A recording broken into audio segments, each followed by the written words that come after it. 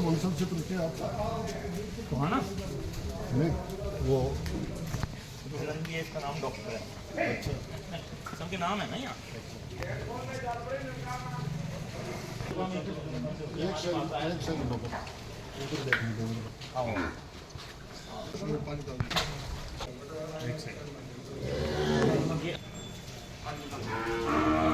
अर्जुन है 3 साल बाद बदलते वो नहीं, वो तो बदल रहे हैं, लेकिन जो आगे दूसरी होती हैं और बाहर से आती हैं उनको 3 दिन भी और जाने हैं।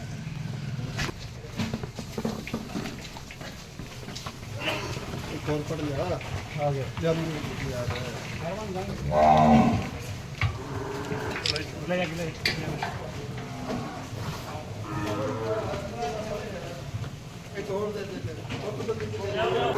यार ना जी दीदी अरे मेरा ना यही ना, क्या क्या है इसमें इसमें ये मेथी है, शक्कर है और अपना केशव गोवर्धन गौशाला के प्रांगण में जो हमें मार्गदर्शन देने के लिए भी पधारे हैं श्रीमान श्रवण गर्ग जी और उनके साथ उपस्थित सभी गौ भक्त बंधुओं, यहाँ उपस्थित सभी बंधुओं, जैसा कि आपको पता ही है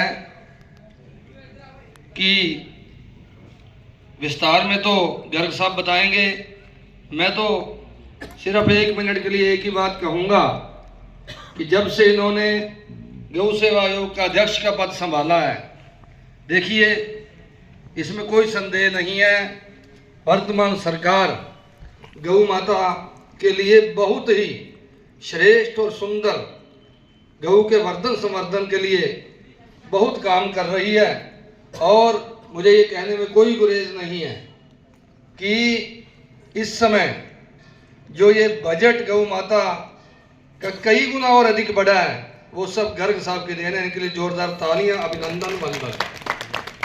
अभी ज्यादा औपचारिकता में ना पड़े, श्री विद्यासागर जी बागला उस गौ माता के पूज्य चरणों में और आज के गणतंत्र दिवस के भी और हमारे मन के भी मुख्य अध्यक्ष श्रीमान श्रवण जी गर्ग और यहाँ पधारे हुए अनेक गौशालाओं के प्रतिनिधि, अध्यक्ष महोदय और समिति के सदस्य और सभी गौ भक्त बंधुओं, आज मुझे लगता है कि हमारे रतिया के लिए बहुत ही आनंद का और सौभाग्य का दिवस है। और वो अवसर भी तब मिला है जब हमारा जो बजट था वो सरकार ने कई गुना नहीं कर दिया, बल्कि यूं कहें कि 10 गुना तो अभी किया और वो लागू होने जा रहा है और यहां ये घोषणा करने जा रहे हैं। जब हमने कार्यभार संभाला था तो 1 करोड़ रुपया कोई बजट था, पहले जो हमारे से पहले जो कांग्रेस सरकार थी, वो भी कुछ 10-20-50 गौशालाओं को लाख 50-50 हजार मिला था, उनको काफी चक्कर लगाने के बाद। पहले साल हमें मुख्यमंत्री ने 10 करोड़ दिया, दूसरे साल 20, फिर 30, फिर 40 और पिछले वर्ष से 400 करोड़ से प्लस कर दिया। और उसके वाहक मेरे बड़े भाई साहब बने, तो इसलिए ये अब ज्यादा परिचय के मोहताज तो नहीं है, आप सब जानते हैं और मैं कोई बहुत समय आपके बीच में लूंगा भी नहीं, लेकिन इतनी बातें आपको कहना मुझे लगा कि आवश्यक है।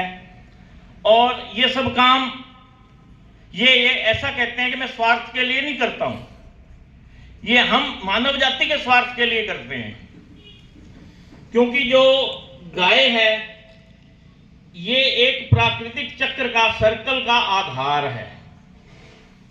एक छोटे से उदाहरण के साथ मैं बात लंबी नहीं खींचूंगा।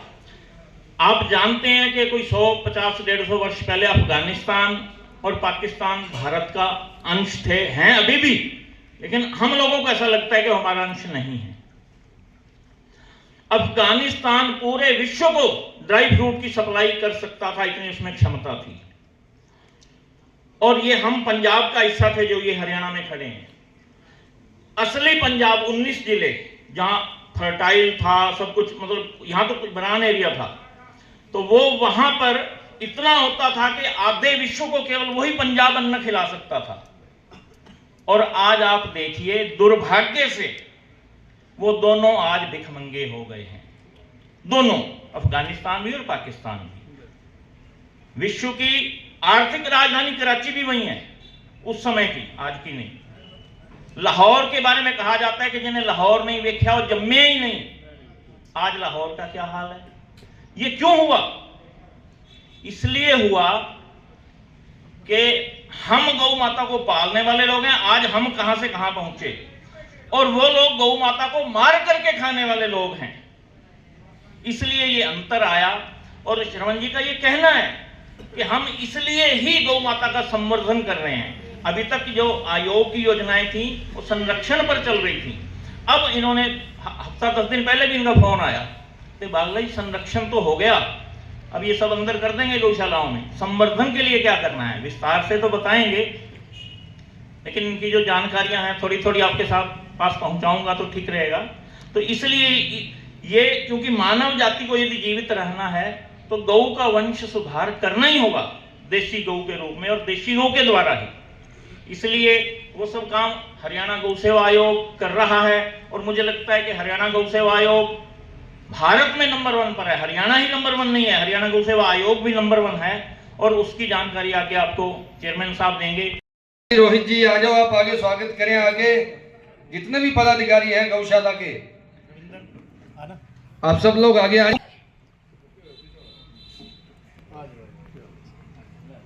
समिति की ओर से बहुत अच्छा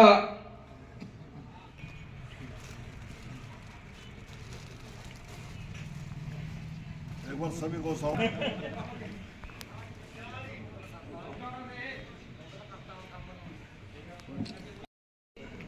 इस समय में जब हम सब लोग यहाँ भाषण देने का तो मन नहीं कर रहा है।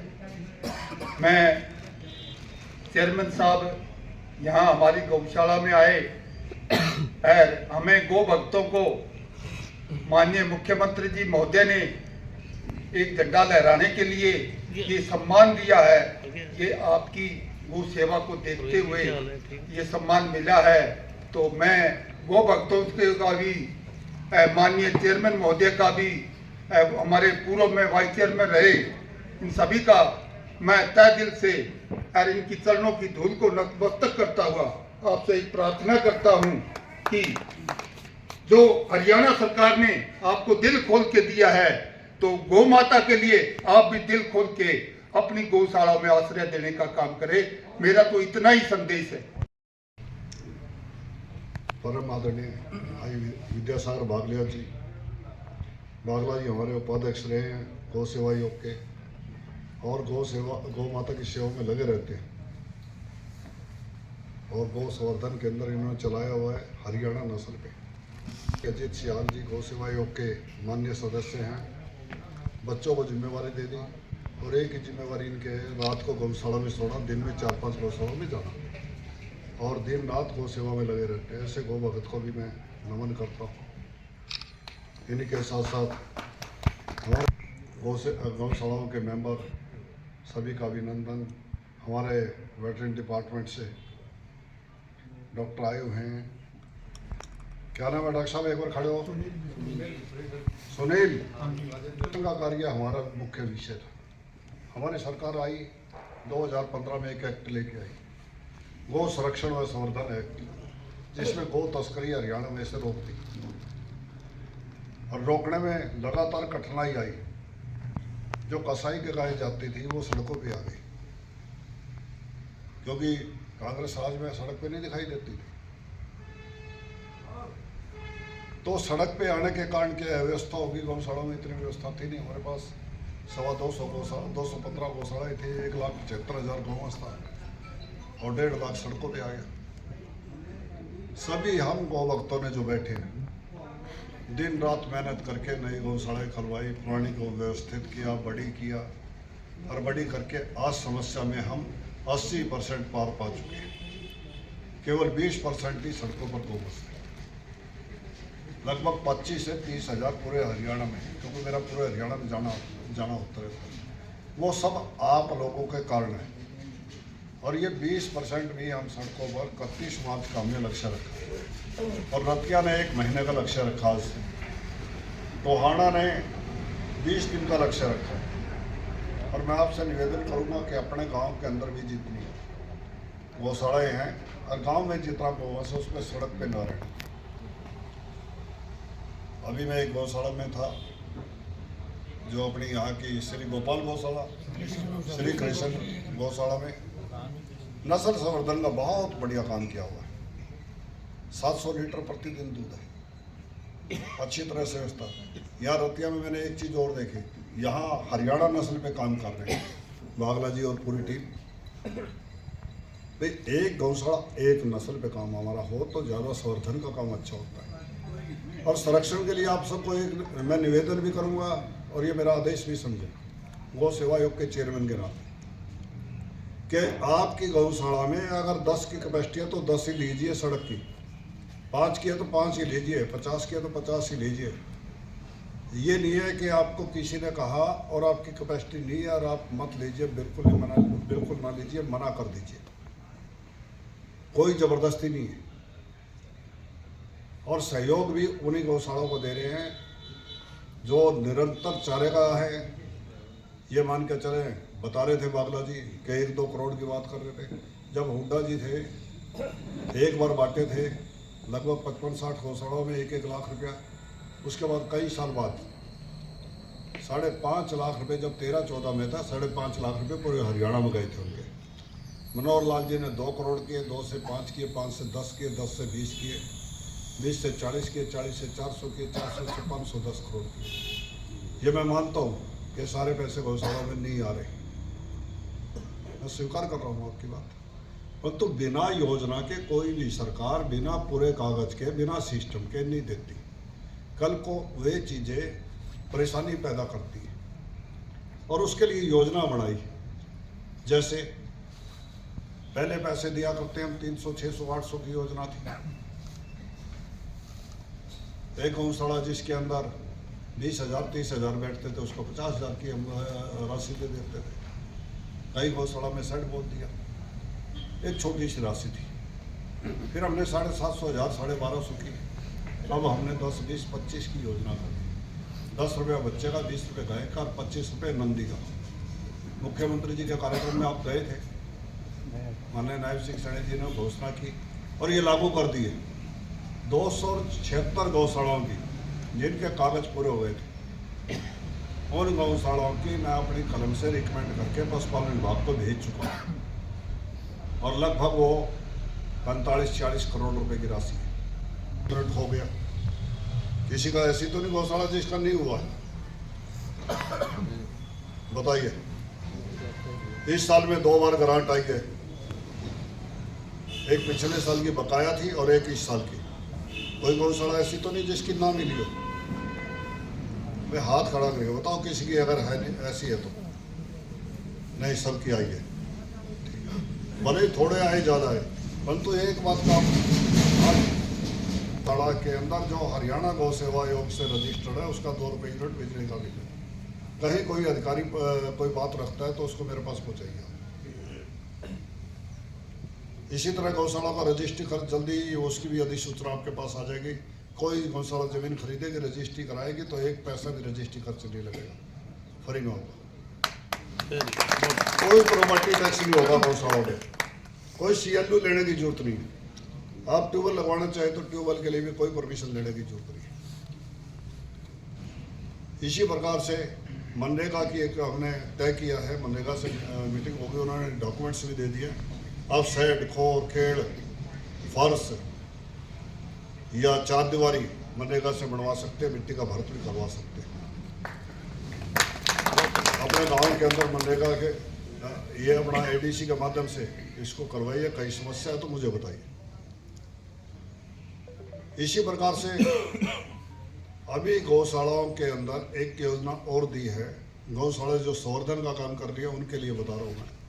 किसी में 10 लीटर दूध की गाय है, 15 लीटर की है, 12 लीटर की है, 8 लीटर की है, किसानों को दीजिए। और क्योंकि किसान जैविक खेती भी करता है तो उसको 30,000 रुपये किसान को मिलेंगे। और गौशाला से जब गाय एक जाती है तो एक गाय का खर्चा भी कम होता है और गौशाला में पैसा भी आता है। इसी प्रकार नस्ल सुधार के अंदर दूध की बात कर रहे हैं, दूध पे भी हम योजना लेके आ रहे हैं, नस्ल सुधार पे भी हम योजना लेके आ रहे हैं, जल्दी ही लेके आ रहे हैं। उसके अंदर चिंतन चल रहा है कि भाई जो संवर्धन का काम करती है गौशाला उनको अच्छे सांड उपलब्ध कराना, और जिसको चाहिए बता दे, किसी गौशाला को चाहिए तो हाथ खड़ा कर ले। कौन सी गौशाला बताइए, जोर से बोलिए। दासू, ठीक है। आप एप्लीकेशन लिख लीजिए और वेटरी सर्जन वेटरी डिपार्टमेंट के साइन कराइए और हिसार से ले आइए। और दूसरा, आपको हिसार से भी नहीं लाते तो हमारी श्री कृष्ण गौशाला के अंदर भी सांड है, साहिवाल के लिए तो, हरियाणा नस्ल के लिए तो बांग्लादेश से ले लें। हमारी गौशाला में तो भाई दूध ही नहीं देती, हमारी गौशाला में तो 30 किलो दूध है, वो कर्मचारियों को काम आ जाता है। यही कहते हैं ना हम सब। परंतु इसका एक उदाहरण मैं भी हूँ। मैं 10 साल गौशाला का प्रधान रहा हूँ, 20 साल सेक्रेटरी रहा हूँ। हमने सड़क की गायों से 600 लीटर दूध लिया प्रतिदिन, और 1 साल का 84.5 लाख रुपए का दूध और घी और गोबर गोमूत्र बेचा है। हम भी कर सकते हैं, आप भी कर सकते हो। कर सकते हो कि नहीं कर सकते? करो, नस्ल सुधार पे काम करो, योजना बनाओ। और ऐसी बहुत गौशाला है, सिरसा में गौशाला है, 2500 लीटर रोज का दूध है, 25 क्विंटल रोज। श्री कृष्ण गौशाला में 7 क्विंटल रोज का है। यहाँ कई गौशाला मेरे पास ऐसी है जिसमें 10-10 क्विंटल रोज का है। कहते हैं जी हम तो धर्म के लिए पाल रहे हैं, हम तो पुण्य के लिए पाल रहे हैं। अरे माँ पे नहीं मांगोगे तो किस पे मांगोगे? उसके बच्चे को छिका दो और बाकी आप ले लो, मना थोड़ी कर रही है। आपके पास पैसा नहीं होगा तो आप खिलाओगे क्या? उसी का पैसा उसी पे लगा दो, बाकी समाज से इकट्ठा कर लो, सरकार से ले लो थोड़ा। ऐसे काम चलेगा ना बड़ा? बिल्कुल।